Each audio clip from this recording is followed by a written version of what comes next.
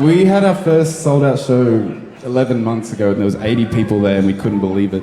So to have all of you show up here tonight is just it's unbelievable. We can't go back.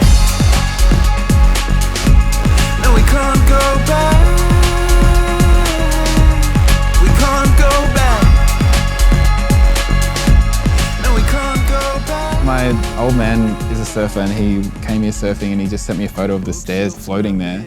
I was like, we've got to go down there and take some photos. So we went down the next day with a ladder and climbed up there and got that shot where I'm standing like this. I took the photo before I'd made the album, and I took that photo, I was like, this has got to be an album cover, and then I made the album in retrospect.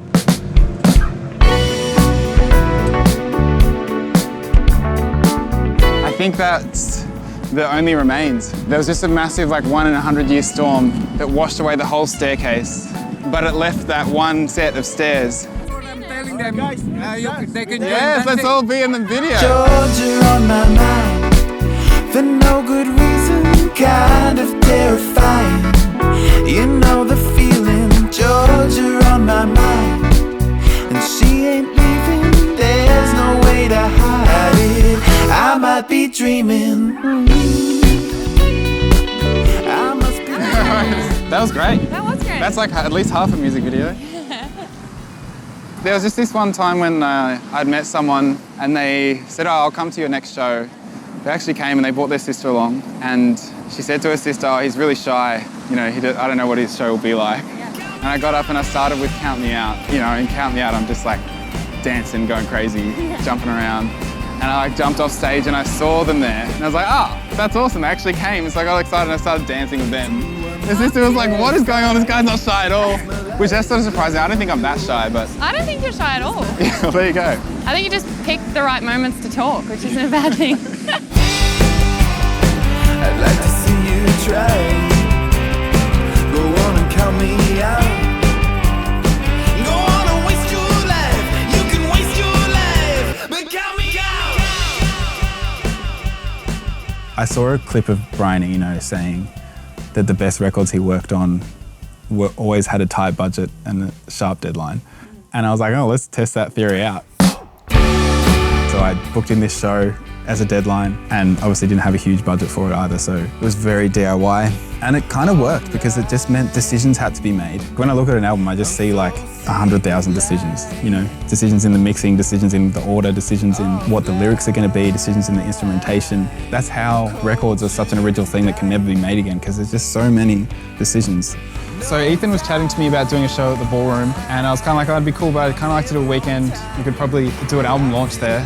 And they're like, oh yeah, cool, we've got like a Friday in October. I just took it. I think it was 4 months out, but I still hadn't finished this album. Yeah. And so then I went into panic mode and had to get the last sort of 4 or 5 songs recorded. They needed a poster for the show, and I was like, oh, I don't have a name for the album yet. And it was due like the next day. Of course, I left it till last minute. And so I was at like midnight sitting in my bed editing this poster on my computer, and I was like, I have to come up with a name now. I'd written that lyric the night before about the stone and the water, and then I was just like, Stonewater sounds cool, let's do that. And then I just sent that to them. The show was announced, and I was like, I guess that's what it's called. I used to listen to a lot of blues as a kid, and I didn't really understand why I liked it so much, because it just sounded like they were all whiny, whinging and old, you know, talking about being broke, their girl leaving them. I thought that was all well and good, but it's never going to happen to me. I turned my back on working. I turned my back on God. I turned my back on all my friends just to lay with you once more. So please don't call me. Girl, please let me be. Because if you so much as whisper, baby, you know I'd chase you across the sea.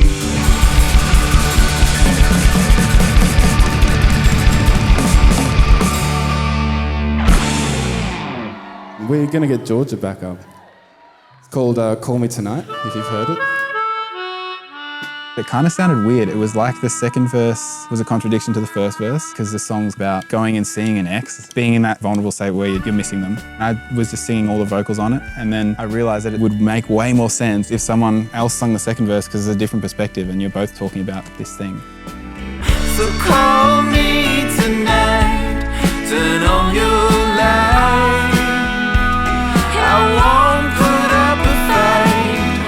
Call me tonight, we'll be alright. Just a little hungover.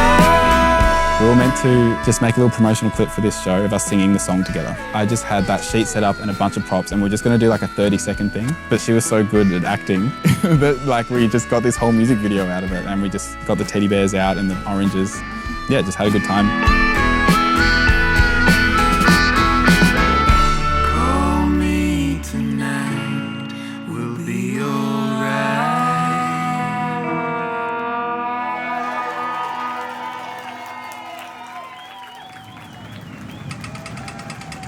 Oh wow, this is different. Why are we here? Are we here to eat? What are we doing? We're here to eat because I love this cheesecake. Yeah. But we're also here because there's a sample in Down to the River that I recorded at this exact table.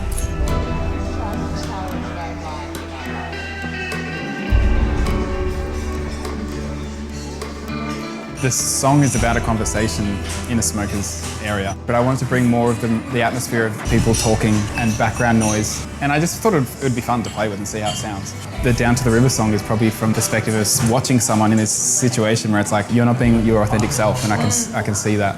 Come in and shiver with me. Shiver with me. The imagery I had was sort of just like, you know, being single and shivering in this river by yourself. And then seeing someone on the riverbank and just being like, oh look, I know it looks like I'm not having a good time.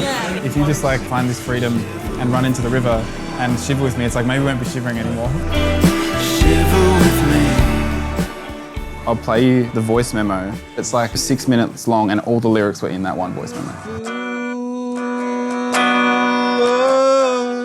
For no one but you right now. There we go, got it. Second try. And as time goes on, What do you reckon it's about? to your memories. I mean, it's scary when you like starting to see someone and you're sort of letting them in your world a little bit, trying to navigate what the right thing to do in that situation is and how to do it and when the right time to step in is. Please don't forget.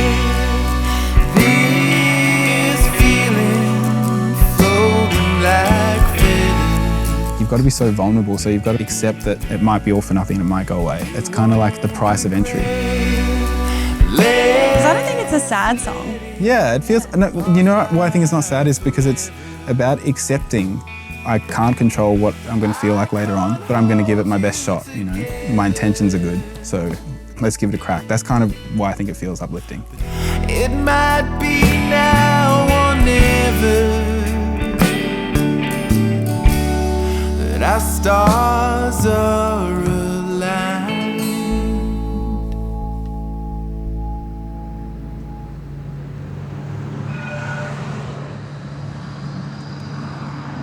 So yeah, this is the shed. But yeah, this is where I wrote half of the album. Yeah. Station song was done in here. I didn't think anything of it when I wrote it at the time because I was writing a lot of songs. And a lot of the songs I wrote quickly, I thought, it's just a ramble, like it's no good. I'd completely forgotten about the song. And I went back to it and I was like, oh, this is a good tune, I really like this. So that's the Smith Street one. Yeah, trying to like reclaim your city back after you've gone through a breakup and you're trying to go back to the places that you were at with this person and you just want to be yourself and you're so attached to this person and idea that you can't let go of it. And so you're sort of going insane, like you're seeing them everywhere. Think about it every day. The winter came and took away your love. All of those songs were songs that did feel like they just came out of nowhere, so they were very much like just a subconscious flow of thoughts. Because I think that everyone's subconscious is connected. So that's why I feel like when you're writing a song, a lot of the time it doesn't feel like it's even come from you, it's come from everything else that's going on, all the energy that's around you at the time. You know, the collective unconscious, if you like. I still think about you every day. This is my workhorse guitar. I bought this with all my money when I was like 15 years old. and I really wanted an Xbox, and my dad was like, well, you can either buy an Xbox or you can buy a guitar. Like, what sort of person do you want to be? And I was, thankfully I chose the guitar.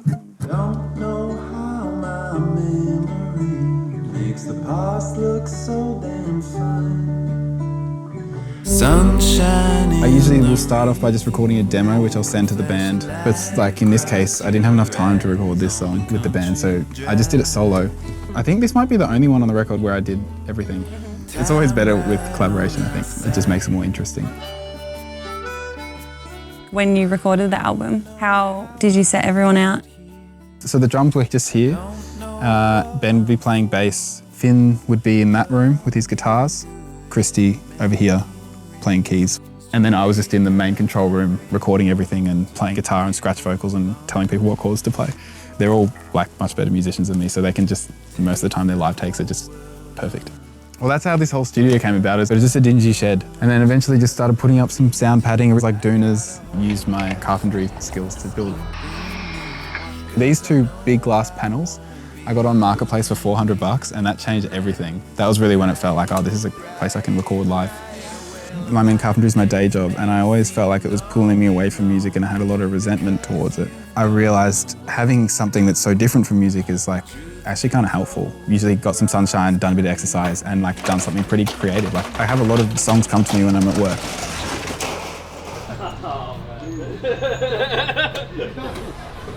Good evening, everybody. Wow, what a turn. Thank you for coming down. This is unreal. That was good. Thanks, boys. Thanks, everybody.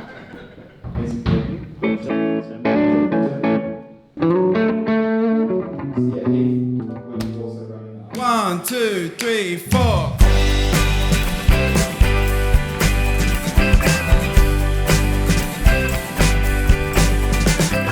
You and I, baby, we're like railroad tracks.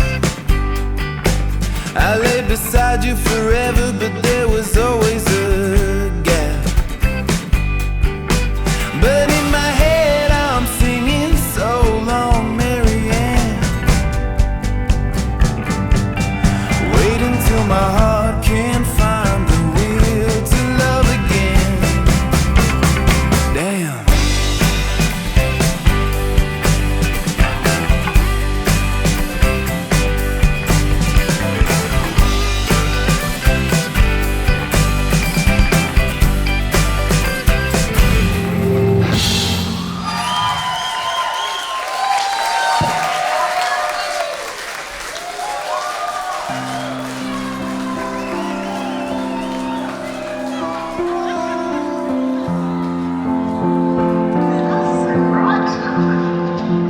Not dead,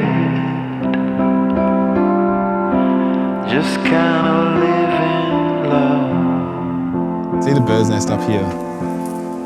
The bird's nest is just up in this little corner, and I was watching them while I was recording the album build the nest, and the mum was coming in every day, and then yeah, just as I finished the album, the eggs hatched and then they left the nest. So it was kind of a cool little motif.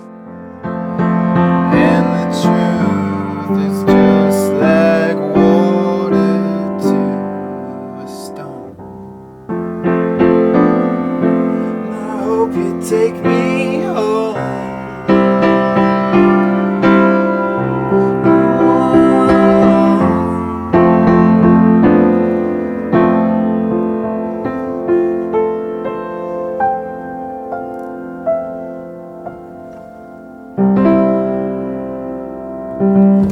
That's Stonewater.